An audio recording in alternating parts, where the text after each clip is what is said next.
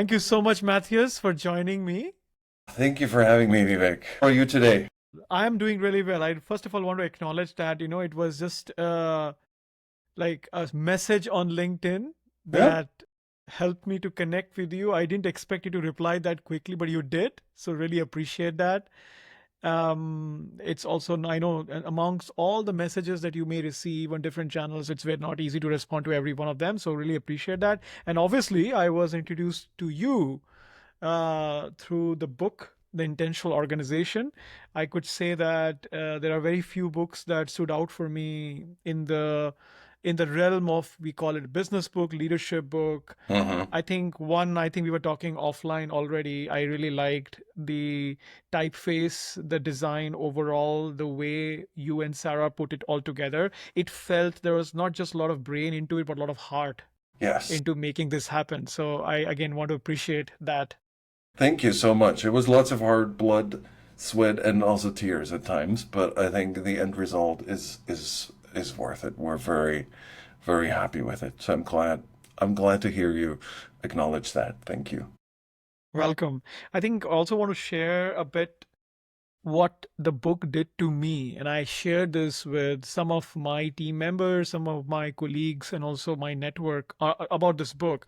Mm-hmm. I think one, I was saying this to my wife recently that I was reading this book by you and Sarah, and I was just saying, this is exactly what I had in mind. I mean, who is this person?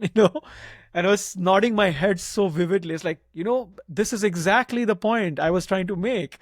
So I think the amount of time I just nodded my head, I think I just got a bit of neck pain just reading that in a kind of funny way, but it's a good thing. Thank you. I appreciate that. Yeah. And I think this book felt to me more, a bit for me personally, felt to me like a reflection and a memoir. Yeah. As you and Sarah talked about your own journey and the experience that you had, not just with yourselves and your experiences, but the people that you work with. So I think we should definitely want to go a bit into that today in our conversation. And I want to take the time to learn from you Mm-hmm. what was your journey so far that kind of almost brought together in this form of a book, and where Yeah. are we going next, where you are going next. So Ooh. Okay. before we go there, I would first maybe start by asking a bit about yourself. Tell me a bit. I would not say a bit, let's cancel the bit. I mean, tell me your journey, tell me where it started.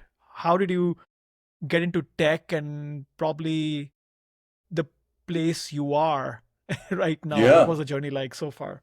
What a journey. Okay. This could take a while. Maybe taking even a step further back because it's sort of important. I grew up in Eastern Germany. I live in Berlin, just like you are in Berlin right now. I've been living here for 42 years. And in Eastern Germany, computers were not exactly something you grew up with. And still, my parents had managed to organize a computer for me, which just I don't know how they pulled that off, but it's I had one in Eastern Germany, the same one that I at some point read the GitHub CEO also had when he grew up in Eastern Germany. Like we're about the same age. Um, the logical conclusion seems to be that I started programming and really fell in love with it, but that is actually not the case. I just played games on it for for quite a long time. And then it took probably until long after the wall came down, a couple of years, when we had the luxury of having internet at home. I think starting 95 or 96 through my mom, who was a teacher. And over time, I got interested in building websites.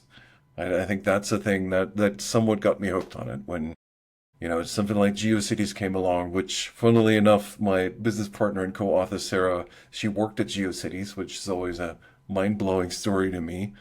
Um, that's where it kind of was peaked. But then I started studying computer science, mostly pushed by my sister because I wasn't exactly the most proactive youth when I was a teenager or approaching adulthood, whatever that means. And it took maybe a year in there for, when we started programming in C++. and programming databases. Where it's like, oh, this is really cool.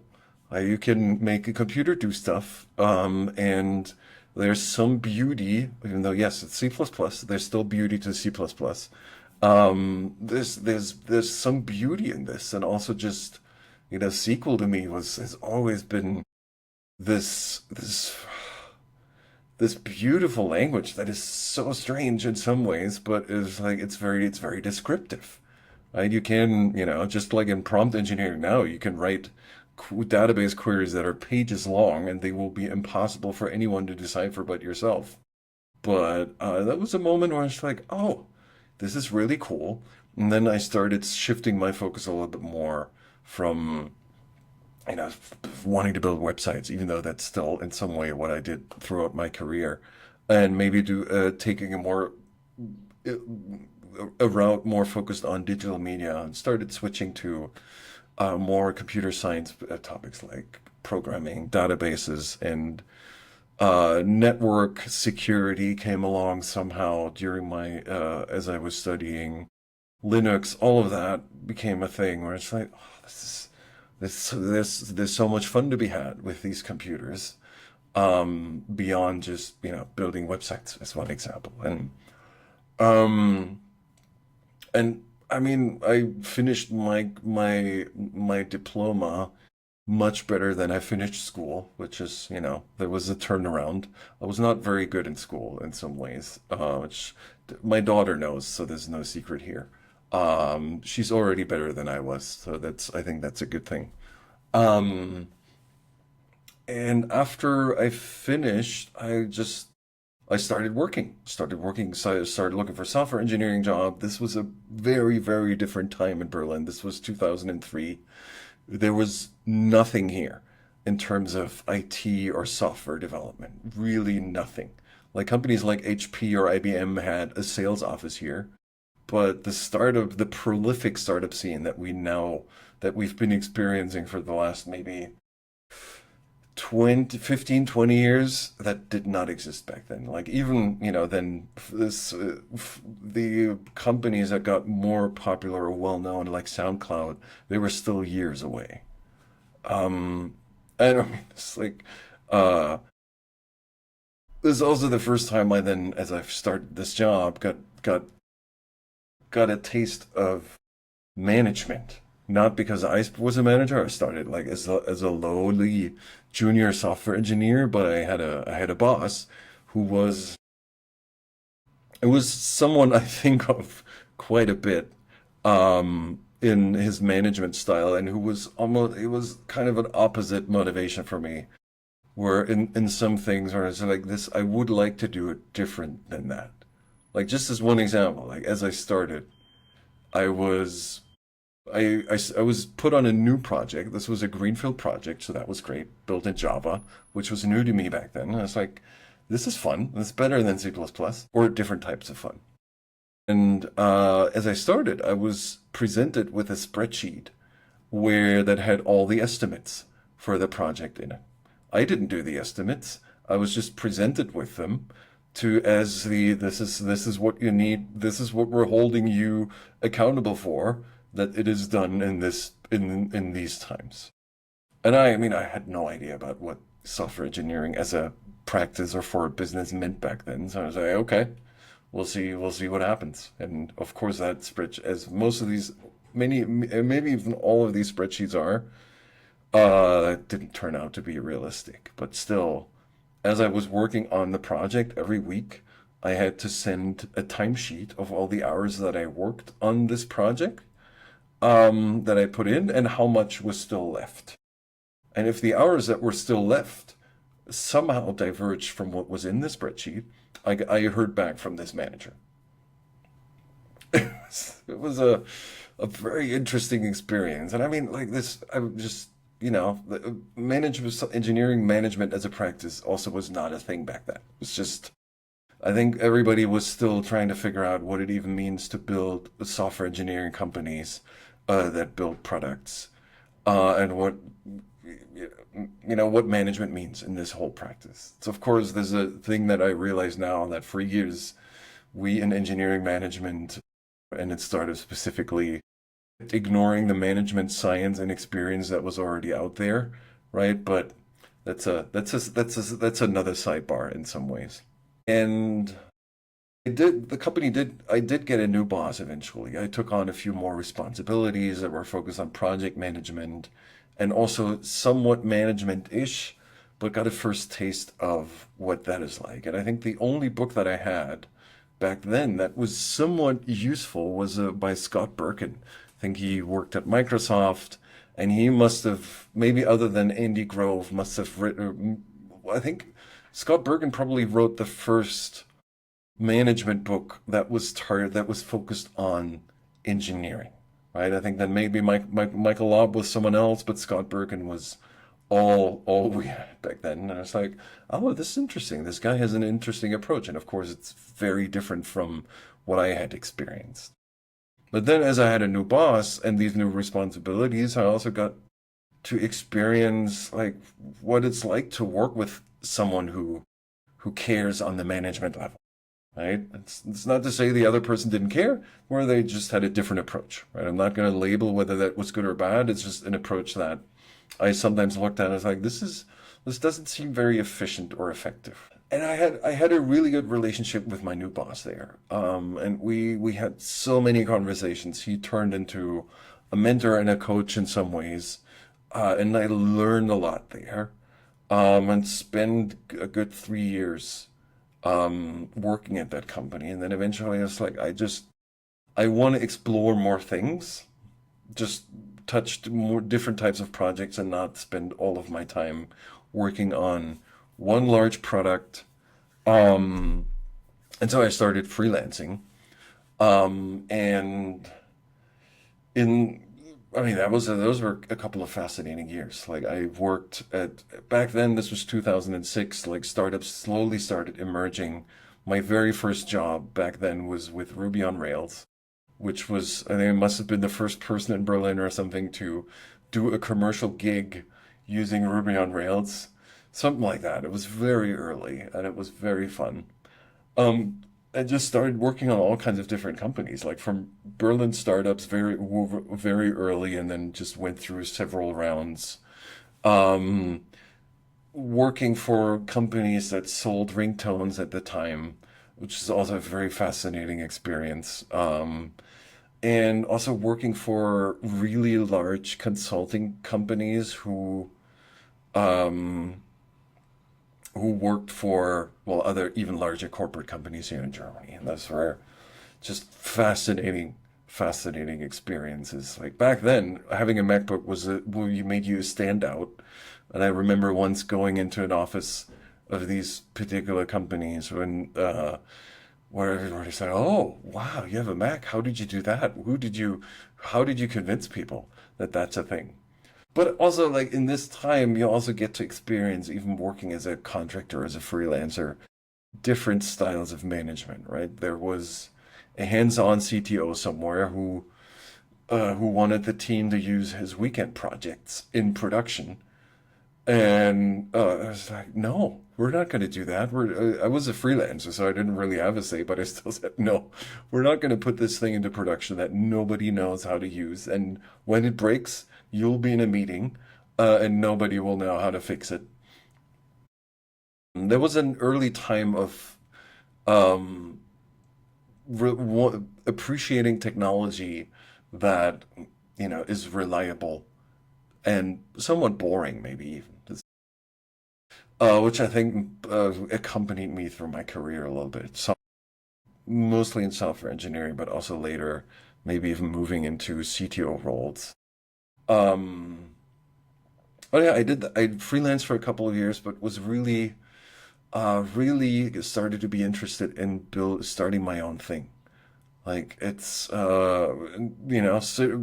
serendipity is all that's needed. I did a gig with someone for a company here in Berlin, and then we worked for a company in Hamburg, and then he had an idea that he wanted to pursue. This was 2008, 2009, when AWS, Amazon Web Services, was still super early. I think we might have had S3 and EC2 barely with the ability to customize AMIs. And I think the permanent storage, network storage was also available. And we started building a product that combined all of that with an ability to easily deploy software on a cluster that we configure out for you automatically, um, where we distribute software, do all the magic that needs to happen for that software to be live. We called it Scalarium back then. And I mean, I think that was the first time I had like contact with actually building a business. Like I didn't focus on management too much back then. It was more I I was just software. It was fun software to build. Like this was a divergence, or maybe an important step on, the learning to appreciate boring technology. Because we picked too much non-boring and way too new and interesting technology for that particular project. But it still worked. It still had customers. We never took funding for this, and eventually it got sold to Amazon and is now the person who co-founded this with is still running Amazon Berlin, I think. Just saw him the other day. Just saw a photo of him in a newspaper. It's like that's really cool. Like I did not go along with that acquisition because it's not a company, it's not a place environment I would like to work in. But more power to everybody who knows what they want to do and appreciate that kind of environment. That was quite cool. Oh Jesus, it was such a long arc. Mm. And I left the company, our little team, because I think back then there was conflict was a thing that I didn't really know how to deal with. I will say, like, or very common thing I see in founders now, or sometimes help them navigate is trying to bring the different ideas and opinions you have as a group of co-founders or even executives. Like that's almost a similar story. Um, Bringing that to the table and trying to find a way where people can talk to each other, people can make decisions, give each other feedback. It's kind of reflected in our book also, but it's like it is still it's a thing that back then, this was 2011, I just didn't really know much about. Like this is nothing I learned when I got my diploma. Like in university, nobody tells you what it's like to actually work with people, right? What that means and what skills you would be useful as you navigate a workplace, or then, people who have a vested interest in the same way that you have, or just people who have very strong opinions. Yeah, so I mean, I left then, but I still wanted to find another thing to build. I mean, back then there was like still this was must have been the maybe the gold digging days of Ruby on Rails, where it was like maybe in a good way. Like it started to really see traction and wide adoption.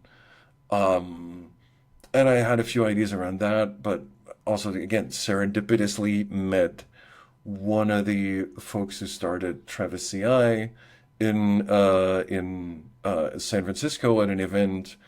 Back then, Travis CI was a continuous integration platform just for open source projects, open, free to use, completely open source, and they wanted to turn it into a product. And I was like, oh, that's cool. I'd be up for joining. Like back then, I had some experience under my belt of starting a business, thinking about pricing, all of that, and what I would consider good customer interactions. And I thought that could be a useful thing to bring. And alongside of that, I was in my engineering career, I had gotten more and more into the infrastructure side of things, and just on the side of keeping things running, which I also found I was much better at than building software, or having being a craftful or super good software engineer. Like I think over time I got better and better at just maintaining software in production and building and shipping software in a way that it keeps running. And oddly enough, like the two patterns in my career, like one of them is continuous integration and delivery. That even in my very first job that I started 2003, even that's when I got introduced to continuous integration as a thing. Started to be responsible for build automation, building software packages, all of that, making it as one click and easy to run as possible. Um, and then, the Scalarium was a systems automation platform, so kind of a similar thing. And then Travis CI was almost like a full circle kind of thing. It's okay, like now we're we're shipping our own we're an opinionated version of a continuous integration system that we're asking people to pay for. And that's what we started doing. And again, also never took funding with that business. We did a community funding round, which was quite fun. Like we did something like a Kickstarter back then, where we asked for contributions for donations and also offered company sponsorships. And funnily enough, like people, companies, it's just such a great thing looking back. Some of these companies paid us money to be part of this sponsorship thing and then eventually to be our first customers because they were waiting for a product like this because probably it's still true today. Nobody likes taking care of CI infrastructure. Like, and I say that in the sweetest way possible. But it's not it's just, I get it. Like it's, we took care of build CI infrastructure for tens of thousands of customers. It's just even looking back, it's so wild. Like that, this is a thing that for the largest part actually worked, and worked pretty reliably, I will say. There's always one part that isn't, didn't work as expected, and as test suites grow, there's more and more potential there for them to easily break outside of your own system. Anywho, in that experience, over time, I moved into the role of CEO because it was something that interested me. Like I had maybe 10 years of software engineering under my belt, and I wanted to focus on something else. The previous years, I'd taken quite a big interest in company culture. What is good about it? What is bad about it? Like I had a fascination for safety culture, for the Challenger launch as one thing. Was like the whole what NASA as an organization around the Challenger and the Columbia disaster was super fascinating to me. Um, just there's so much of the company culture that influenced these events, and I was like, I would like to have a hand at this myself. But of course, it turns out it is not as easy as just looking at these things and doing the exact opposite of what they did. It's just that's just not how it works. You still have to go through some chaos yourself before you find maybe a more stable footing. Um, I moved into the CEO role there, and company started growing. We started hiring leaders. I was there for about 6 years in total, and in that time, we ended up with, I think, 70 employees at the end of my tenure there. We started out with five of us, um, and again, like completely bootstrapped. Was still super fun, big learning experience, and for me, like the most interesting part of the job over time became helping people who wanted to move or who we helped move into leadership or executive positions, help coach them, mentor them, prepare them for the challenges they're going to experience, helping them find answers to questions that they would ask me, for example. But I didn't have the answers to those questions. And so a lot of my focus was working with folks individually and then also getting the leadership together and getting them to work well, which, challenge in its own right. I'm not saying I did a great job. It was a progressional learning. Like for someone who was a software engineer, where, when you want something to work, you either fix it or you make it exist, you bring it into existence. It's just working with people, working with groups of people, working in organizations where your feedback cycles are so much longer. Just like where it takes weeks or months to see if what you've changed actually does anything.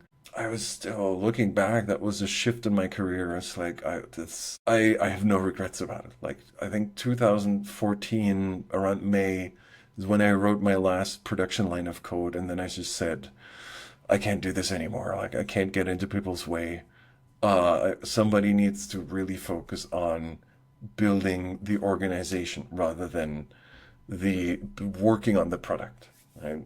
And that ended up being a lot of my focus, like just working with the leadership team, um, coaching people, at times navigating conflict, trying to find solutions to conflict, not always easy or doable. Um, Not all conflict can be resolved easily, unfortunately. That's what I've also learned. Um, and ooh, I mean, I'm compressing 6 years here into a really small period of time. Like it was probably one of the most interesting experiences I've had, and the one where uh, that included so much painful learning from, mistakes and all of that, but also just feeling, experiencing the joy of management and leading a company, leading an organization. That also played an important part.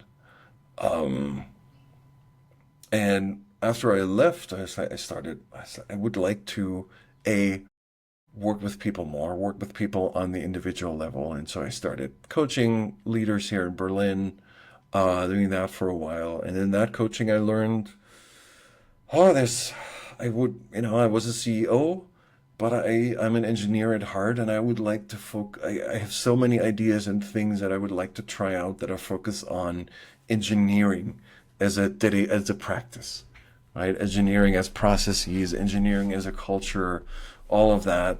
I didn't get to do as a CEO. Like as CEO, even when you're technical, you still have a CTO whose realm, is different from yours, and you don't intervene too much in that because it's their realm. But I still had stuff I wanted to try out there, stuff I wanted to learn more. And so we're in 2018 now, so I started looking for a gig on Twitter when it was still somewhat good, and ended up talking to maybe 50 companies. Almost had sworn to myself I'm not going to work for a company on the West Coast because the time zone difference is horrible. But ended up still finding, being approached by Sara, co-author of the book, if I wouldn't be interested in working as a CTO at her startup. And in our early conversations, we connected on a very different level, one I hadn't experienced before. Not one of, startup hustle or, just a product focus or, well, whatever else there is. Like, and it was one where we've both come out of challenging co-founder relationships. That, I was just also saying, like, this, I was part of these challenging relationships, so it's not like, I was a receiver of that. Like, there's always an active contribution that happens, but we shared that kind of, well, suffering in a way, and started talking about it openly, and also talking about what we would be looking for in a new role, or in a new person to work with. I think that was a time in my life where it became much more important to me who I work with rather than what exactly I'm working on. Because, like, the company was an e-commerce startup. I had no e-commerce experience, but I had building operational CEO experience of building a company, right? It was an open source commerce platform, so there were some similarities, but mostly it was, here's an engineering team. It's a great team. Can we make it even greater? Like, and there was an opportunity to also just be part of the business and not just be, say, someone's lieutenant, and be beholden to them, which I think if there's another streak through my career, I've always been striving for independence and being in control of what I do and what I work on. which I think goes back to how I was raised. But that's we need another hour to get into that. Um, but anyway, we worked together for a while, and then the company eventually got sold to Mailchimp. This was 2020 in the early parts of the pandemic, and for me, I didn't want to go along with that. I'm not someone who likes working for large companies. I'm more choose your own adventure kind of a person. And so it's like, you know, they didn't have a need for me either, being here in Berlin. This was a company who's heavily focused in the US, so I have no qualms whatsoever about this. So we part on a contractual basis, we parted ways. But Sarah and I, we still wanted to keep work. We still wanted to keep doing something together, and so we started writing this book. And this is what always amazes people. We started writing this book in 2020, and it only took 4.5 years for the book to be finished. It is ridiculous in some ways, but also it just we it's like it is just a lot of work. The writing was a lot of work, coordinating all of this over 9 time zones. Sarah is in Los Angeles.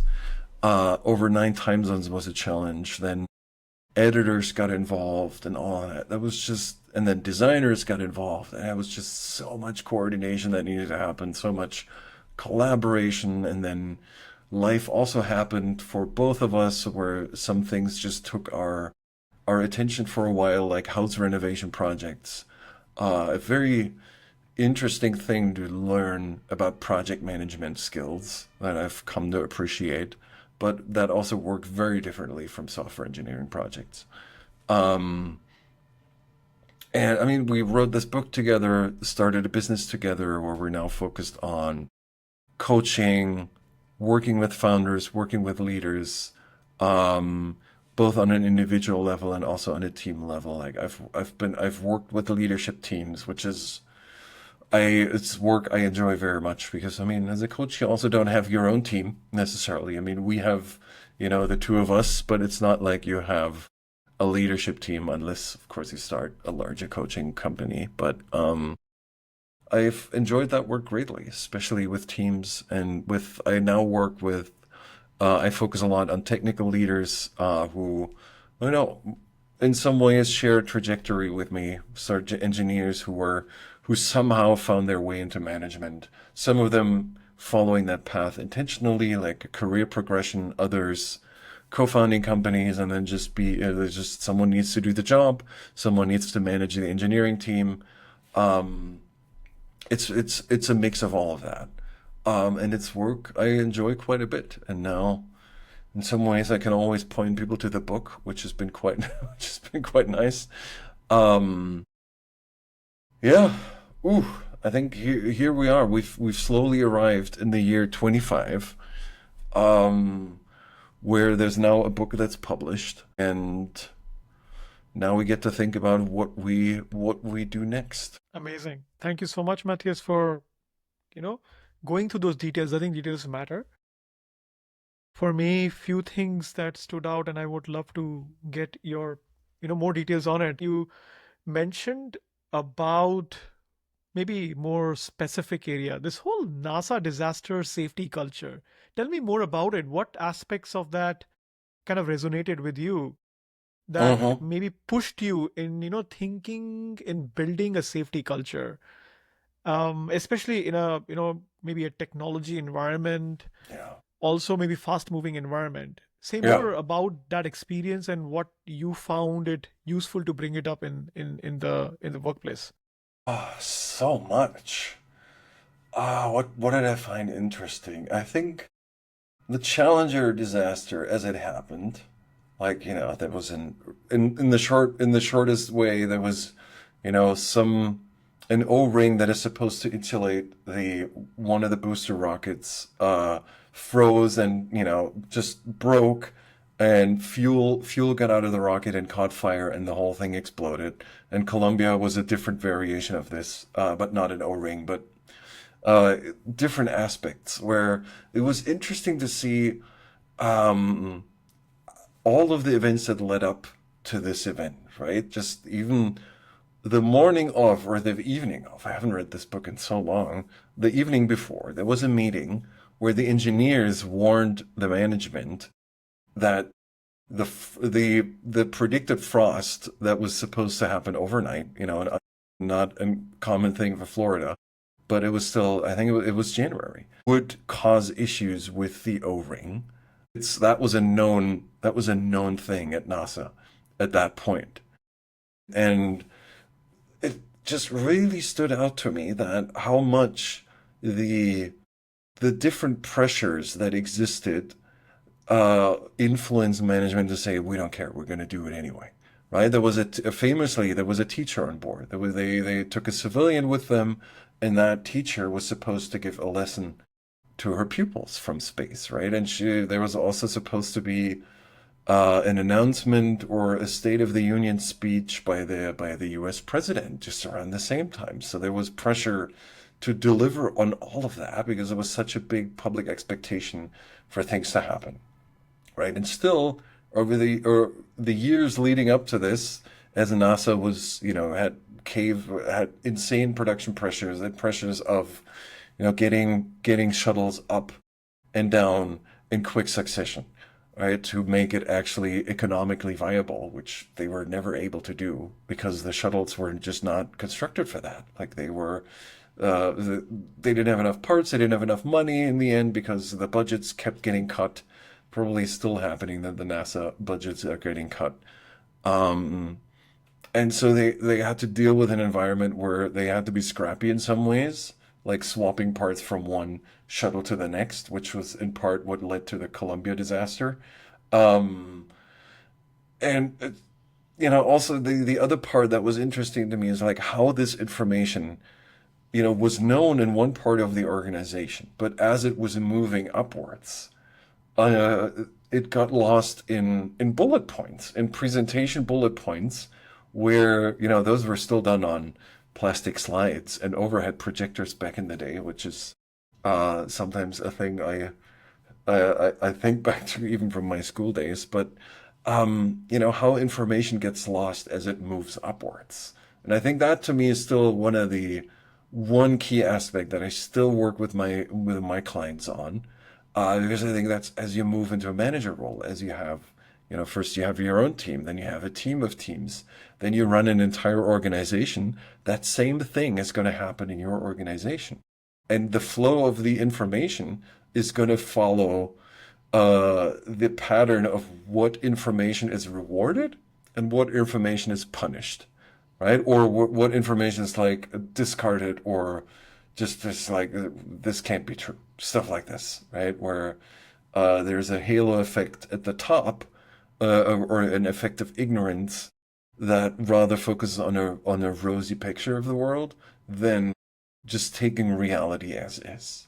Right? And NASA management, again, like they had their own different pressures. Like they couldn't just go to someone. It's like, well, we have a problem. We can't launch a shuttle for 2 years as we figured this out. That was almost impossible. Right? And I think those things were just uh, very fascinating. And then, thinking about safety culture, um, there's, there were the warnings about that this could break, right? But there was maybe not 100% certainty, right? It was a boundary that nobody exactly knew where it was until it was actually crossed, right? I think for Challenger that you could argue there was enough knowledge that that this would actually happen. But I mean, nobody's seen this. Nobody believed that this could happen, right? That these things could just explode. I mean, now we just see SpaceX rockets explode all the time, and it's not an uncommon thing. It's part of the culture there almost. It seems like, when maybe it's sometimes a good, in some ways, a good sign. But anyway, there's just listening to engineers, making sure they have a voice, right, and that you uh, also believe them, right? And then also, just to be fair, like it's not easy for all engineers to express something in a way that translates well into the business, right? But it is, somebody's job to do that translation, right? And also maybe to teach engineers to make that better, or to be better at in this particular skill. Um, I think the second part for me was just summarizing this a little bit. The second part for me was the acceptance that things will break. And I think that's probably as we kept building out Travis CI was probably a key thing we took into this, right? It's like this is a super complex system. It is going to break. It is going to break in ways that we could not foresee. And spoiler alert, it really did. There were several all-nighters where we just tried to get something back on track. Um, or yeah, I was on call 24/7 for years, which took me a long time to recover from. Um, that particular acceptance was important. And then the third one is like when something breaks, we're going to be open about what happened, and what we're going to do about it. Right? This was at the height almost, or maybe on the, if we look at a curve, an adoption curve, this was still 2012 was when DevOps started becoming a thing, right? And when phrases like blameless culture and blameless postmortems were being used. And that was part of the culture that I wanted to have in my company, where there's an open culture of, curiosity and learning from these problems rather than one that punishes or puts blame. Like I've just remember seeing a lot of public postmortems where an individual was determined who was at fault and who was fired, and it's like this is not how it works. Right? I think I keep saying this even to my clients. Right? Like, there's a skill that an engineer has that translates very well into management, and that is a curiosity about to find out how things work, right? Or why they work the way they do. And I think that translates that curiosity and interest, and also maybe the playfulness of trying to find ways to make it work better, the experimentation or the fixing improvement mentality that translates really well into management. I've been finding over the years. Like I think for me, that's the one skill that I've taken from being an engineer, and one that more and more worked on infrastructure and production systems, that I took into management that has served me really well. Something you said, Matthias, in the beginning of, sharing your life arc was seeing, let's call the word bad management or bad leadership for the moment. Yeah. And I think it's very interesting when often I work with other leaders at my workplace and previous companies, often they say, hey, tell me what good looks like. And I Mhm. was really appreciative that, in your book, you definitely talk about some scenarios of what good leadership looks like. But in reality, I think a lot of times what is very visible is, let's use the word bad leadership, let's use that Mhm. phrase. Um, I personally see this that, you can identify moments where leadership is missing Yeah. and bad leadership very easily, but perhaps we don't talk about good leadership, Mhm. and what good looks like. We don't talk about very openly, and often the conversation about good leadership is very much about optics, what is visible, also with the Mhm. atmosphere we live in. In the political circle, we often talk Yeah. about this is good, this is bad. I think from your experience and also while going through the experiences that kind of came together as a book, how do you see this from your perspective, essentially the lack of what good looks like in leading, in managing teams? Okay. I think, there's a step back that I would like to take real quick. It's not super far. Like, I think good and bad leadership, I'm generally, I don't like dichotomies, like, right, an either or a binary thing. I think the one thing I've learned in management is that things happen on a spectrum, right? And that spectrum, like, it might be a spectrum from good to bad.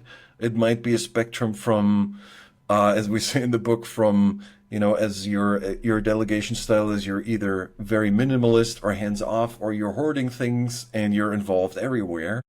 Or, as Lara Hogan gave a talk last week at Lead Dev where she talked about There's a scale of empowering, which also implies, more hands off and more inclusive in your management approach, to directional. Whereas like you give clear instructions on this side and you are more just you do you. I trust you on the other side of this, right? And along the way, there's just like with good and bad, there's a scale. And that scale varies from leader to leader, from organization to organization, and also varies based on the view of the people working there. What is bad management to some might be good management to others. Like I remember very vividly still a time in my first job where a project was delayed for quite a long time already, and it seemed like it would be slipping more. And so someone from senior management ended up stepping in and really pulling the reins close, right? We had daily meetings where we looked at issues, we fixed them, came back the next day, all of that. There was a very, very fixed and clear schedule. And most people there hated it because it was just, we understood why it happened. It just seemed to us like a move to an extreme that seemed a little bit too rash. But one engineer on the team was like, "Oh, I really like this way of working." Right? It's like there's just like clear milestones, clear progress. We're all sitting here together every day, and I was like, "Okay, well, I mean, maybe you get to appreciate a different way of management in your career, but it was what it was." And I think, if we look at things, there's okay. This is why I struggle with the term bad management, good leadership and bad leadership. Right? It's like there is so many subjective views involved on what that is, and like personal preferences, personal value systems, and also personal experience with management. Whether you are on the receiving side of management, like an individual contributor, or people you've worked with in the past in a management role, or what you've seen before, all of that, right? Whether you've been burned or not by management, all these things play into how somebody thinks about good or bad management and leadership. And so maybe taking this into a slightly different path. I do agree with you that we don't see a lot of examples of good leadership. Like this, it's sometimes, especially in business books, it is we see a very rosy picture of management and leadership. Sometimes it's too rosy, other times it is very, very simplistic in especially pointing to bad management practices. Right? This is basically what the book The Halo Effect is about. Like the thinking that there's one path that leads to success, or that you as a manager or the sole contributor to bringing something to fruition or to a successful outcome, whatever that is. Right, and so I find that a difficult question to answer easily. I think what I would wish for, maybe putting it differently, um, and that was part of the inspiration for our book. I think you called it a memoir, either early in our talk, or it reads part like a memoir, or as we were talking before this recording, and originally we wanted to write a memoir.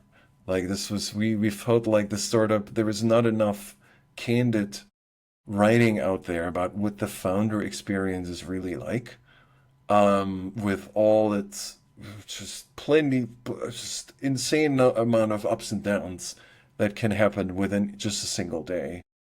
But then we figured, that could be one thing, but we'd rather also share our learnings, right? Or the things we tried and how they worked out, right? And we always kept those as simple as possible.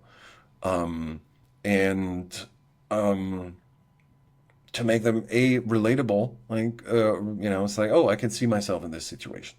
I've experienced this, or I'm pretty sure this is just ahead of me. And to make it relatable, and then also like it felt cathartic to us to write.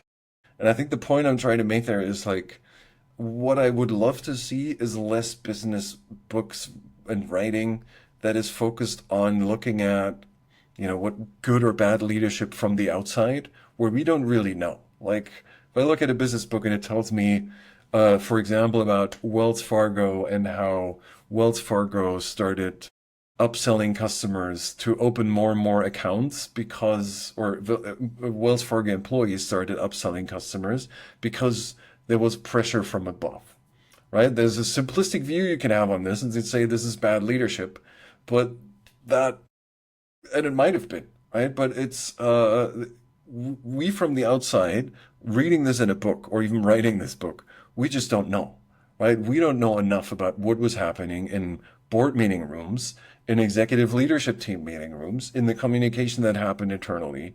Like we can only draw conclusions based on a very, very small like lens into this company, right? And personally, I I would like to see less of that and more of here's my story, right? This is the stuff I had to deal with. Here's how I handled it. But then that isn't exactly rewarded, right? And that could actually get you into trouble because if you talk about it too openly, you might not find a job. With a plenitude of people who write on LinkedIn glowing articles and posts about their own achievements, there's stiff competition. Maybe I hope you would find an organization that values that kind of candor and learning and improvement over time, but maybe not, right? It's a risk you would be taking as you write openly about this. Yeah, I think that's somewhat my take on it, but that was kind of what led us to write the book. It's just like we would like to owe it to ourselves and also to others to just maybe make a little contribution in the form of a business book that we would like to see more of. Yeah. No, I totally agree with your point about having that context. There's Mm, a situation, leadership behaviors, management behaviors also vary across contexts, across sizes of organization yeah. areas. And I think I totally agree with your point where maybe a behavior or a practice that might feel quote unquote suboptimal or bad, Mm, whatever we kind of call it, might be the right for that group and they like to do work with that. And I think it's harsh to just put it across as bad practice, as objectively. I want to comment something on this and also want to get your take on it. I think a lot when I was coming into this, a practice of leadership, also accidentally being pushed because I saw, this requires someone to step up, and yeah. maybe I am the person. A lot of my access to information at that time was definitely, obviously, business books written by academic, Hmm. but also very importantly coming from style of leadership emerging from the military, from the war. Oh, I right. remember in my probably in my one of the previous companies, there was a lot of notion about the practices around direction, protection, order. That's all the Hmm. role of a leader is, and and it's like that's interesting. Let me just search for it, and I found it the footing of that within a military text, which is Yeah. not bad particularly, but I think a lot of formal leadership or directive comes from that the military and the war setup, where I think because of how we evolved as species. Yeah. How's your take to it, especially around taking those inputs coming from a field of military and war and applying it in kind of modern workplaces in the areas that we operate in? Hmm. Ooh. This is, I mean, I never went to the military, just as a sidebar. Like when it still was mandatory in Germany, I opted to do social service instead and worked in a hospital. Um, an experience in its own right, both in terms of what the work is, working in a hospital, and also just just the work of caring for patients. Ooh, still have an abundance of respect for that. I think, I mean, just I look at a lot of business language. There's maybe a slightly different take on this. A lot of business language comes either from sports or from the military. Like we talk about people in the trenches. We talk about hitting a target. I have a whole sticky note where I collected all kinds of language that has an origin that is violent. that is still actively used in business, right? And I find that super fascinating to the point of leadership principles. I think I will say there's something to be learned, right? And there are things that you can take into your job as managers, as a manager that you can adopt from the military or what formal ranking systems are. Like just as an example, one of my favorite leadership books is Turn the Ship Around, right? Which is almost like the counter example to what we think military is, or how a formal hire what that is like, how it works, and basically flips that thinking on its head. And when you read that this, an approach that I would consider good leadership or on a to me favorable part of the leadership spectrum, that can happen at the military, it's like, oh, that's interesting. Right, and then there's stuff that I have a really good friend who used to work for the U.S. military, and she taught me things that have existed in the military forever, and we've been, simple things that we've been trying to figure out. Like I've been at one point trying to figure out in a sort of weekly briefing or update from my teams, what's the information I would like to receive? Right? And then she pointed me to the after action review. There's a document that you can find where that document is described, or the structure is described in great detail. And I was like, oh, even though that great detail is not really needed because it's a very simple document, but it's still fascinating. And I think there are a few things where I looked at leadership in military, but maybe not to a full extent. But I was like, to me, management has always been, I read something in a book. I read business, maybe, I read business books. If I find a single nugget writing a 200 or 300 page business book, a single thing that I'm taking away from that book that I can put into practice somehow, that book has been worth it to me. Like if there's a single idea that I can that helps me adjust and improve my leadership and work as a manager, or now my coaching interactions, that's worth it, right? I mean, I love reading in general, and you obviously do as well. You have books. I have some books. Um, it's wherever that book comes from, wherever that the experience comes from. Like for me, again, it's been NASA, right? It's not exactly the military, but still a highly formal, it's a government agency, right? It's not something where you would necessarily tend to look for management inspiration, whether it's, again, the suboptimal or the good kind, but it has been that. Another example that I could maybe say is there's a great book um, about an accidental shoot down of two helicopters over the Iraqi no-fly zone. Uh, its author is John Snook. I think we could put that in the episode notes. Oh, I forgot the name. Is it here on my shelf? I think it might be on a different one. Um, Again, like there's so many cultural stories in there, and this is deep military. This is different military, different parts of the U.S. military working together, or also not, being too disjointed in some ways.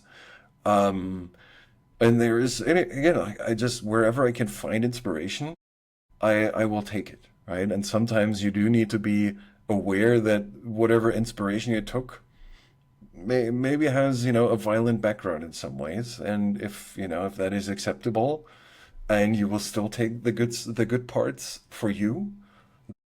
Man, I was like, I looking back at engineering management as a practice, I think I said this before, we we've done a stellar job of ignoring much of the management science and experience that's been gathered for the last 100 years, right? And that does include in some way the famous Taylorism approach to management, which, has been perfected by GE in the 80s. And by perfected, I mean really not in a good way.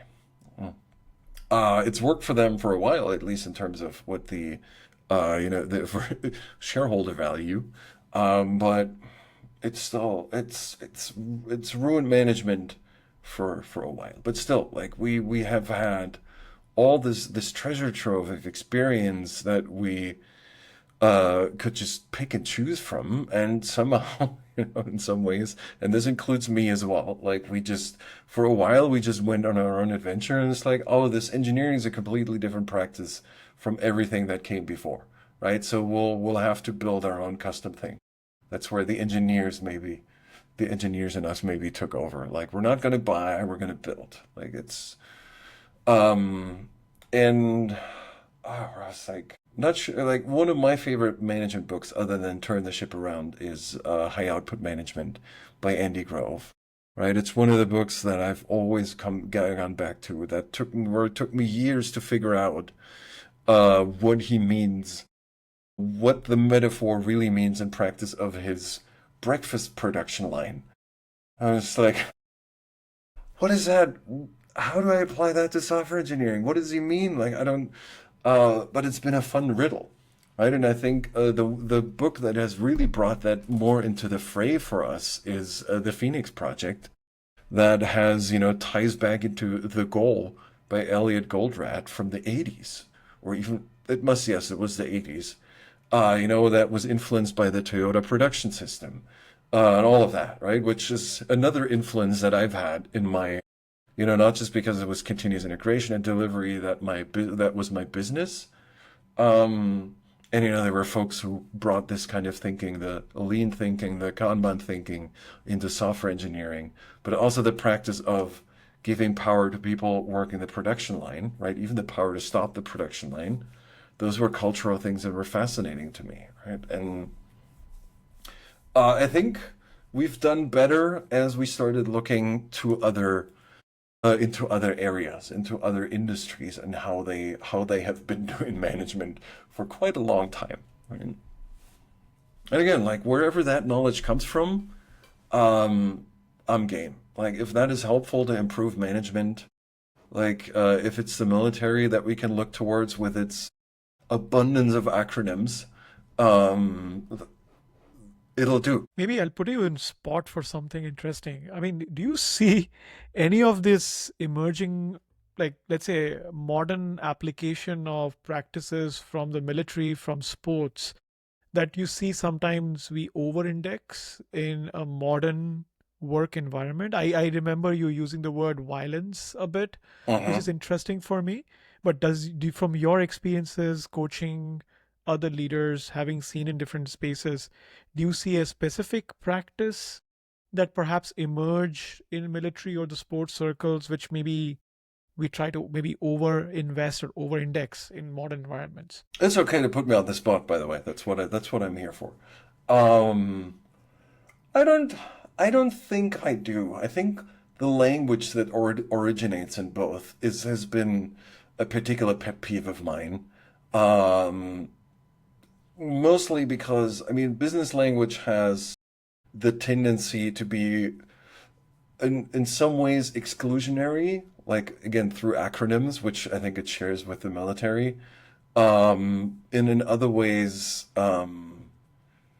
just cultish, right? I think this is what startup and business language has is like. If you look at it, it has some of it has a lot in common with cults.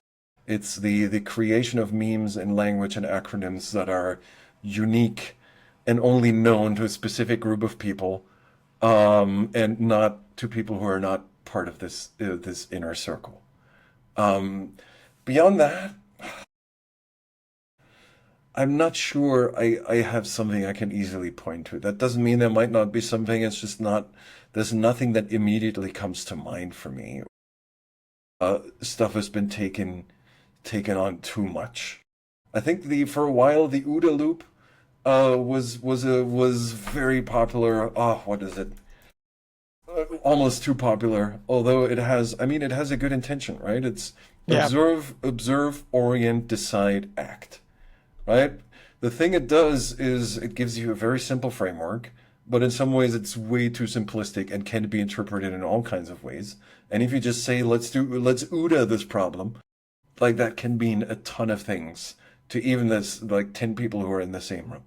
Right? And so I think these acronyms and the whatever we take from any kind of industry, like if it's even racy as a decision making thing, or OODA or something else, like all of the, or OKRs for that matter, like if it's something that actually emerged within our industry, and in our industry being software, internet, all of these things, technology, um, and try to pretend or act like this will solve all of our problems, and we know exactly how to apply this, um, even though it just means a ton of things to a ton of different people.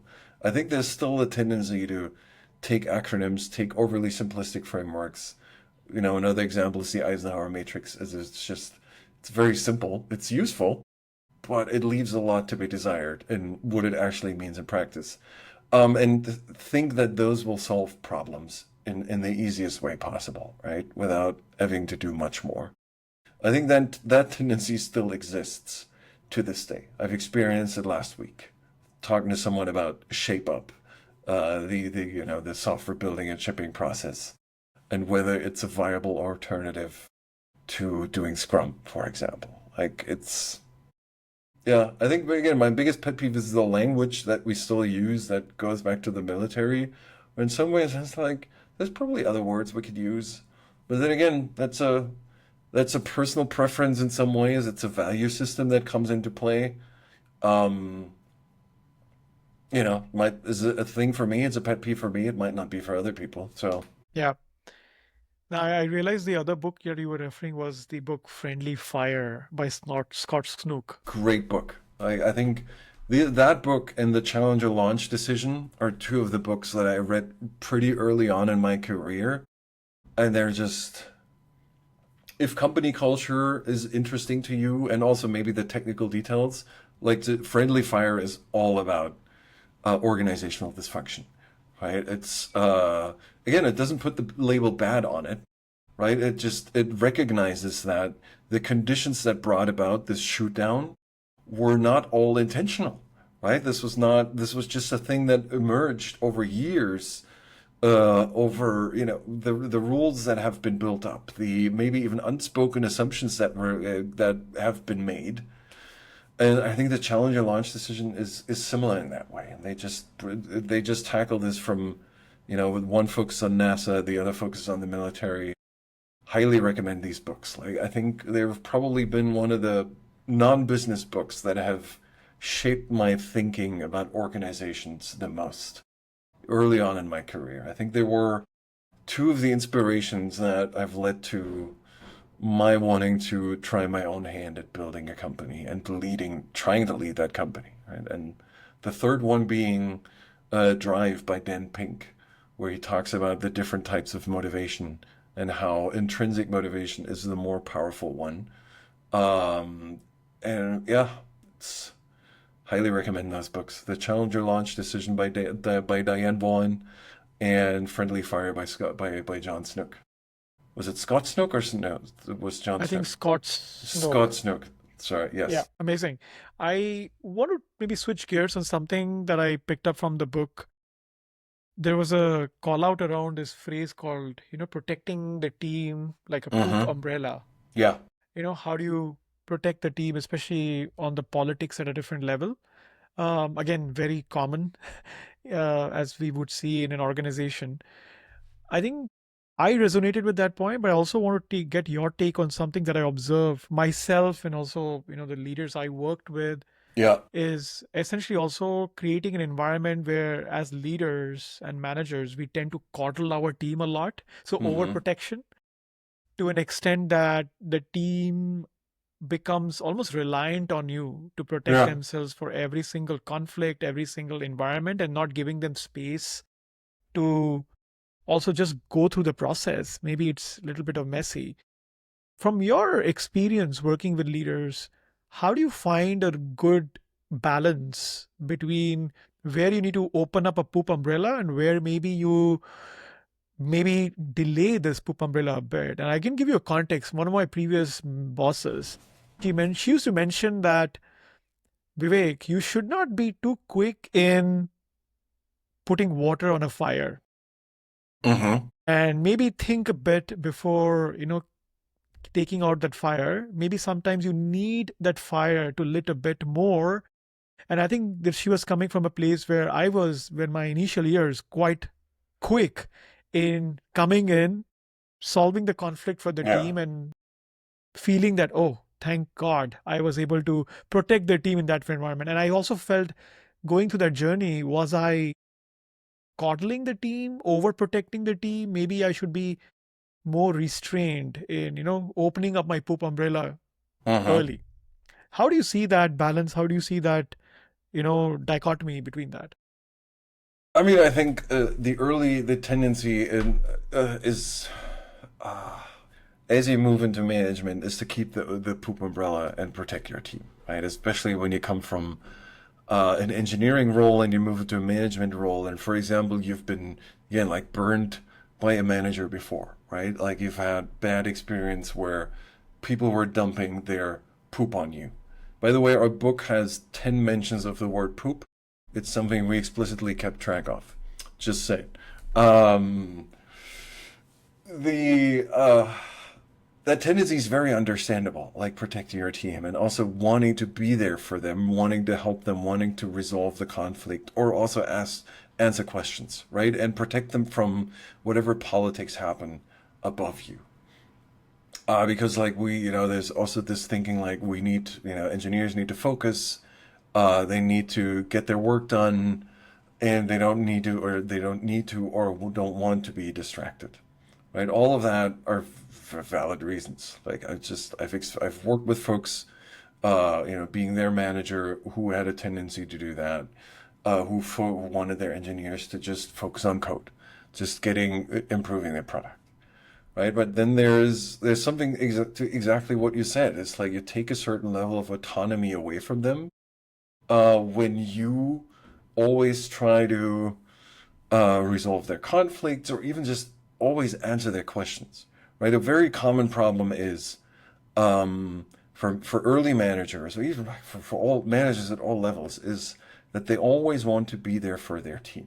They always want to be there in case a question comes up, in case a blocker comes up, in case somebody has a problem that they need help with, and they're writing you a message in Slack or in Teams or wherever, and you want to be ready and respond at all, like instantly, because you want to make sure that your team isn't blocked, right? And so, but what you're doing is basically conditioning them that you always have the answer, right? You're conditioning them to keep coming to you, and also to be fair, it feels great to be there. It feels great to have an answer to a problem and help unblock somebody.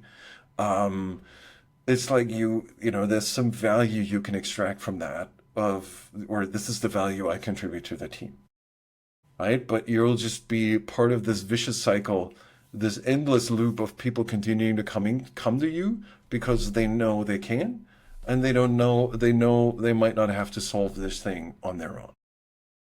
And then they also, to your point, they don't learn how to resolve a conflict because it's a thing that you just need to figure out, not just at work, but also in life, how you take two, three, or even more opinions and still try to find a path forward, right? And those might be completely distinct and different opinions, and you still have to figure out what to do with you can't ask your manager to step in, but then that's an easy thing. At least, then there's someone to also push the blame to for having made the decision.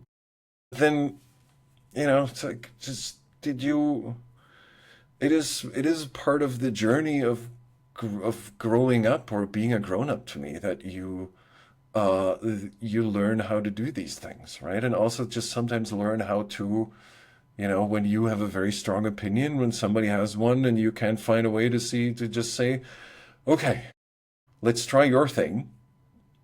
Like I will take a step back, or we'll take your thing and figure out what is the smallest thing we can build to see if it gets us anywhere. Right? That's a we call it soft skill, but it's really those are the hard skills at work, right? The being able to do all of that. Those are the really hard ones. Navigating the different emotions, different desires, different egos, different value systems, and still somehow trying to find a way forward. And I think from a manager position, I think the poop umbrella always comes from a well-intentioned angle, right? It's not like you do this, for some malicious reasons or anything. There's a true desire to keep the team out of whatever garbage is going on over here, whatever the poop is that keeps dropping. My take on this is always these people are adults, right? We're all adults. We understand that being an adult comes with, it's not easy. That there are certain types of decisions that are made in higher up management that we might not agree with, but still probably need to live with them, or look for a different job if we don't.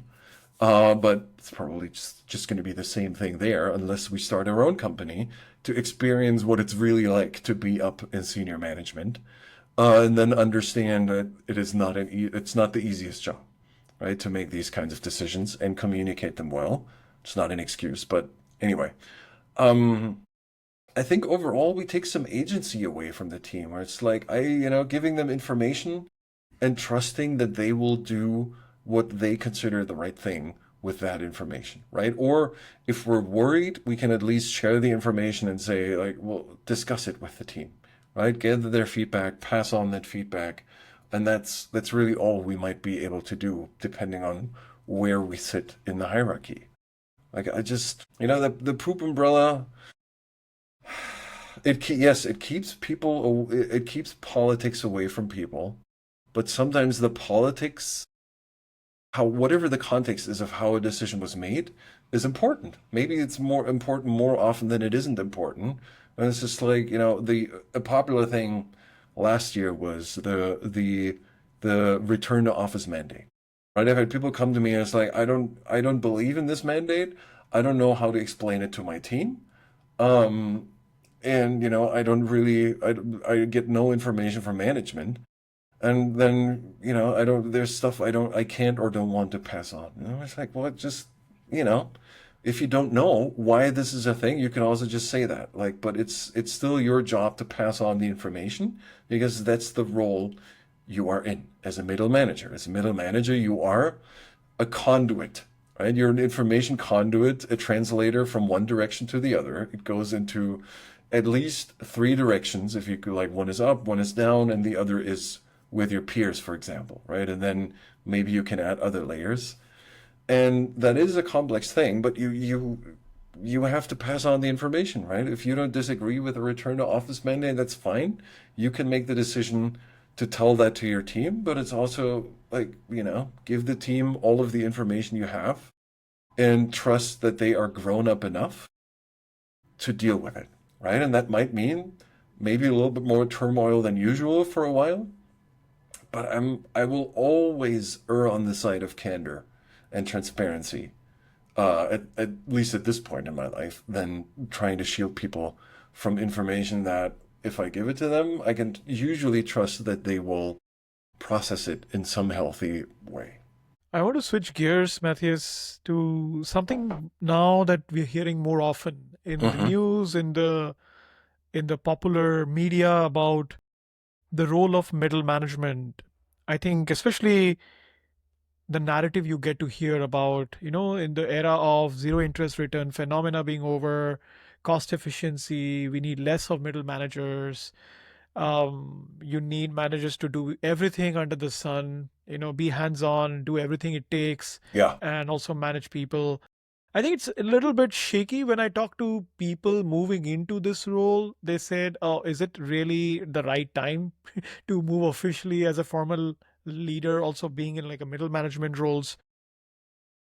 How do you see that from your experiences from the people you've been talking through, especially also trying to put the current phenomena and the current hysteria, to be honest, and just kind of share it with the people that you work with? Like, how do you process that, and how do you think people should process it, especially for someone who is already in that role, or to someone who maybe aspire to be in that I role don't know.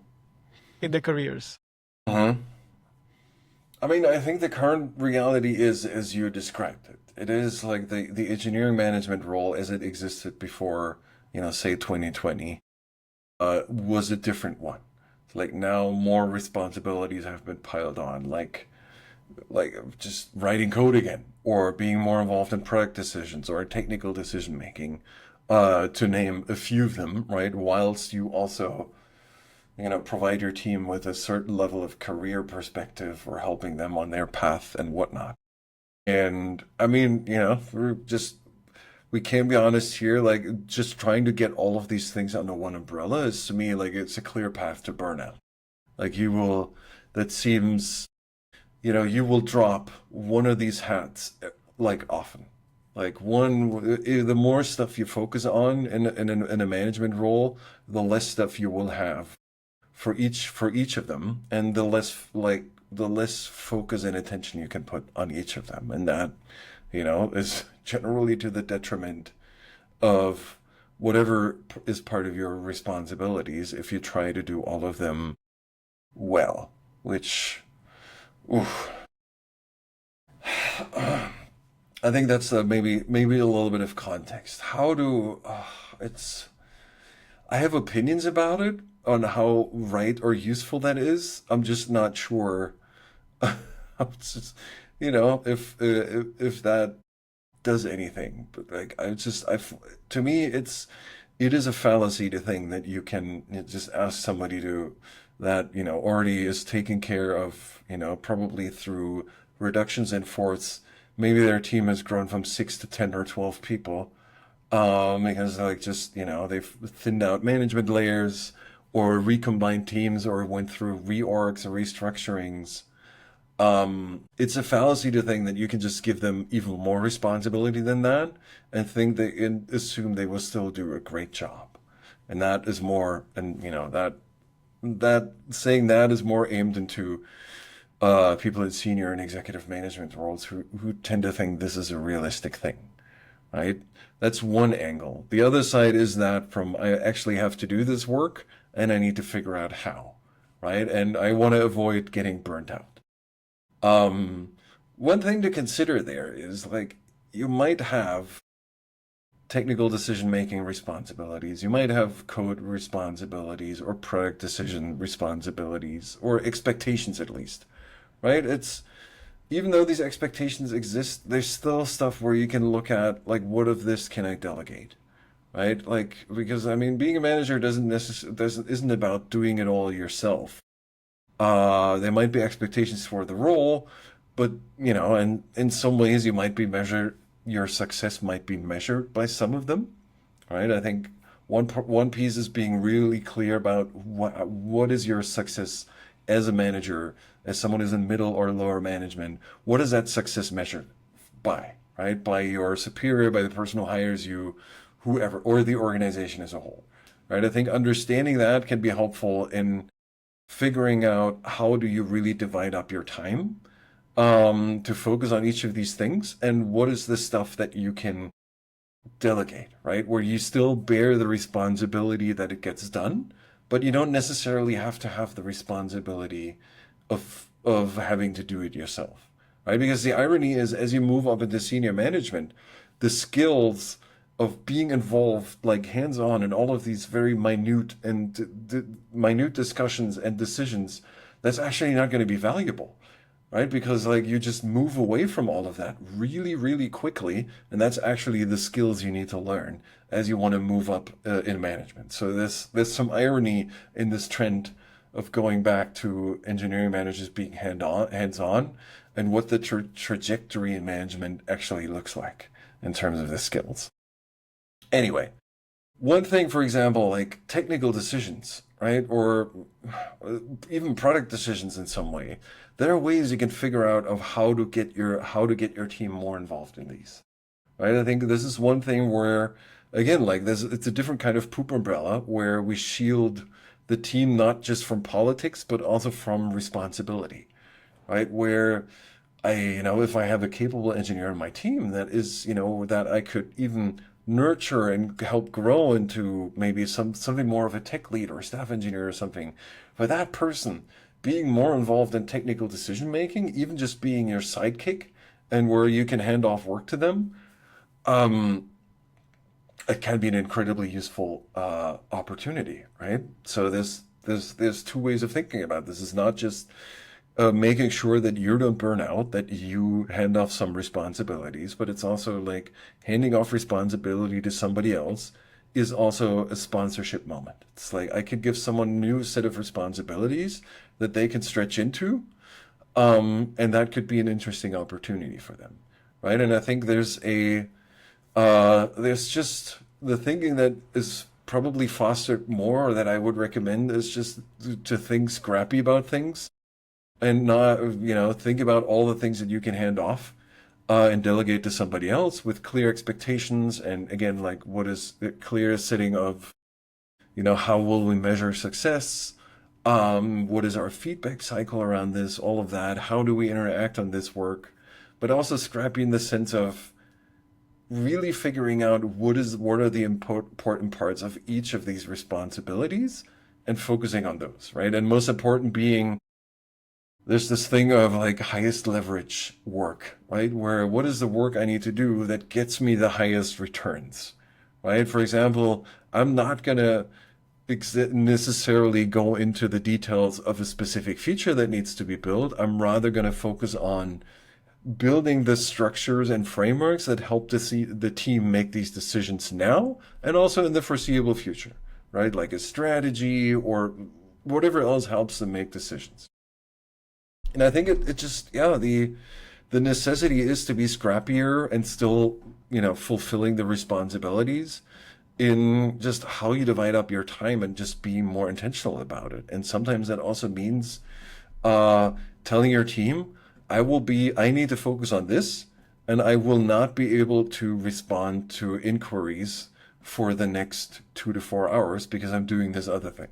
Right? In some ways, there's another chance to give them more autonomy over their own work and their own, doing their own thing, which I think helps. Like it saves some of it helps recover some of your schedule from being too deeply involved into minute decisions and discussions of basically holding up the poop umbrella the entire time. So there is opportunity there. And I think it is difficult when you're new in management to figure this out. So that's what, it sometimes helps to talk to somebody more experienced. Doesn't need to be me, it can be you. Like, it can be anybody listening to this podcast of trying to figure out how should I think about my role, and what can I do to make sure I don't burn out from this. I want to maybe connect to the last point you mentioned. Maybe that's also the theme that I want to, start concluding our talk today. Mm-hmm. Obviously, we could go longer. There's so Yeah. many good ideas here. I think burnout you mentioned. I think I'm sure you have seen this far more in the wild than me. I think personally, I've seen maybe it's a bit of a survivorship bias to me, but also I've seen a lot of people now suffering through anxiety and burnout, especially leaders Yeah. who I worked with. There's a lot more than probably 10 years ago, 15 years ago, when I was at my early career going into leadership. I think there was at that time a bit of more arrogance and overconfidence on my part. I didn't care much. I just went all in. Maybe sometimes deliberate ignorance is better. Yeah. I Uh, mean, we but were all young and enthusiastic. yes. So, yeah. But I feel also on new leaders, I've seen a bit more on the stage where I think we talk more openly about burnout and Mm-hmm. anxiety and stress affecting managers and leaders. Having also for you going through that journey, I know I read a bit in your book with Sarah, but also your talks and other places. How do you reflect on the current state of affairs with respect to how managers and leaders are being taught to address this for themselves? And I think for me, this is an interesting piece to maybe end with our conversation today, because I think the cost of bad leadership, again, I'm coming to this bad leadership Yeah. Yeah. or a It's missing okay. leadership Mm-hmm. it's so important. And I think if leaders are feeling the sense of burnout and anxiety, which I think is part of our role in some ways, at least what I've seen, it means the blast radius of it, the impact of it is quite more, right? You're Yeah. basically responsible, and You have people relying on you. How do you see that, having gone through a lot of journeys around that, and also with the reflections that you had from the people that you've spoken to so far? I think I mean it somewhat ties back into the previous topic we talked about, right? It's the overabundance of responsibility that engineering managers are now exposed to, and then also there's just entirely new uncertainties that come into play, like AI and what it might do to our profession, to our work as managers. Um, I think again, I hope people get something out of a conversation like this. To me, it's always been most useful and helpful to find to find a group of people that I can have conversations with. Right? I think to me, understanding how they handle, how they avoid burnout, how they deal with the current set of anxieties and risks. And everybody has their own way of coping with these things. But getting some inspiration or something somewhere, it's also just like a cathartic effect of it helps me to even just talk about it, right, to somebody. I think finding your group, finding your team, engineering managers, even in the same organization, or senior leaders in other organizations that you can have these conversations with, even talking about this. I think that's been the most helpful to me. I can't, speak for other folks here. Like it might be different for other folks. I think one of the patterns I see at conferences, for example, is this way, almost like a feeling of shared suffering, right? And I mean that in a positive way. Like I do these sessions called speed coaching, where a leader sits down and we dissect a problem, question, or issue, a challenge at work. Um, and it happens in a public forum, right? It's like everybody can walk up and listen in. And it takes incredible guts to take that seat, right? For me, I'm just the sparring partner. I'm just the sounding board for these people. Ask questions or give a perspective, like they're the brave ones. Um, and the beauty of me in this, what has been, and this was also the idea, the purpose behind this practice of speed coaching, was to bring these challenges more out into the open, to help people understand that whatever challenges they have, other people share them, right? Or other people might even have worse situations that they've experienced, but at least everybody has their own little struggle and their own stuff that they're fighting with at work and in personally. Um, and I think that's is a theme in general at these leadership conferences, as sparse as they are, is to just really understand that in conversations that you have, or in dinners, or networking events, or speed coaching, or just in listening to the talks, that the challenges are very, very normal, and that there's somebody you could talk to who's maybe gone through them already and can give you some level of insight, right? I think it almost sounds silly and cliche to do this, but when I worked as CEO, like meditation was my go-to, right? Like if I meditated every day for 15 to 20 minutes, and then I also made sure to go on a walk every day, right? These are stupidly simple things, but they helped me, right? This was like, I need to disconnect from work. I need to think about something. I need to have a space where the mind can wander. And then I have a space where I try to calm and focus the mind, right? One is meditation, the other is taking a walk, right? Finding these little practices, almost like outlets in a way, but that just help me process things more rather than just run with them. To me, that's been the most helpful, right? But again, like everybody has their own stuff. Sometimes it's also just a conversation like this, or a conversation with other folks who, for example, work as founders or in executive leadership positions where openly the experiences would never be shared, but where you understand like everybody deals with their own level of garbage and poop. And the higher up you are, the more exposed you are to the entire heap of poop that exists in an organization, right? And again, like I say that in the sweetest way possible, like it just accumulates over time, right? It's just it's completely normal. Whatever we read about an organization from the outside usually, puts a nice veil, a nice curtain in front of that pile, but we can already expect it's going to be there because it's people. Like it's getting people together is messy. Getting them to work together is even messier while all managing their own stuff.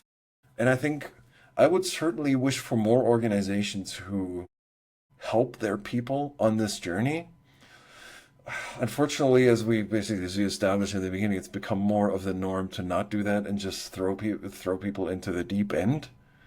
And I wish companies would recognize that more, and people in senior positions would recognize it more that when they put people into middle management positions,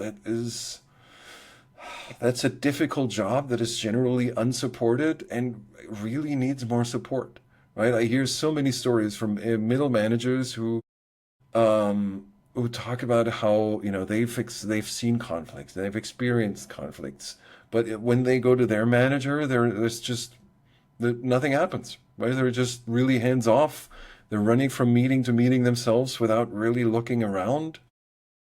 And I think that's my greatest wish is like more support for middle managers, for engineering managers, for managers who are not on the executive level, but also on the executive level, just more interactions with other folks, which I know happens for some, but not for all of them.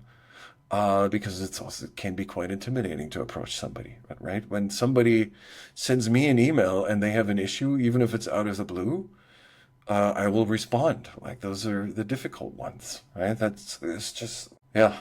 I think maybe takeaways here, like find a group of people, find your group where you can at least talk about these things openly, um, and where you can find some level of support, even in the fact that you share many of these experiences in one way or the other, and we have an opportunity to learn more about how other people are dealing with them, right? And even if that dealing is I'm looking for a new job, like that can that can also be information at some point. Thank you so much, Matthias. I think I want to maybe just closing thoughts. Anything that you want to share about the book, The Intentional Organization? I know you're actively talking about the book in different forums. Anything that you want to share through the podcast to the people who are listening to this, who will listen to this, around why they should pick this up compared to maybe the millions of books and the smorgasbord of information online. And now with chat gpts you can just go in and that becomes your source of all things leadership and management. Why Fair. should they pick this up?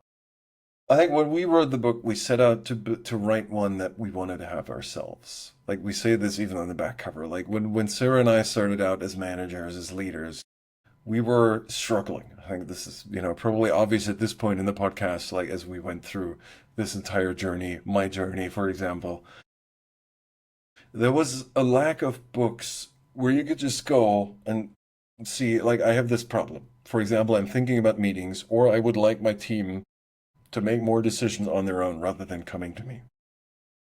But I don't know how to go about this, right? And then I pick up the book from the shelf. There's a specific chapter on this that starts with a cute illustration. But there's a specific chapter on this that shares the context that we had, like the issues, the situation that we had, what we were going through, what the conditions were.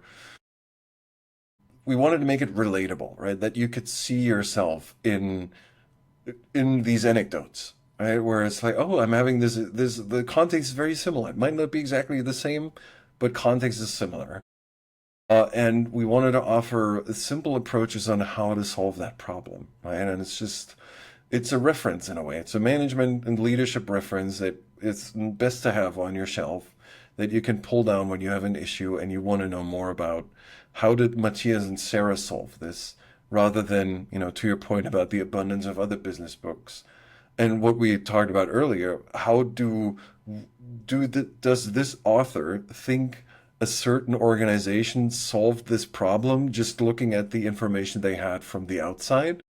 Like this is firsthand information, right? These are our situations, these are our circumstances, or something we dealt with our clients where we usually are, somewhat emotionally and mentally also involved in the issue at hand.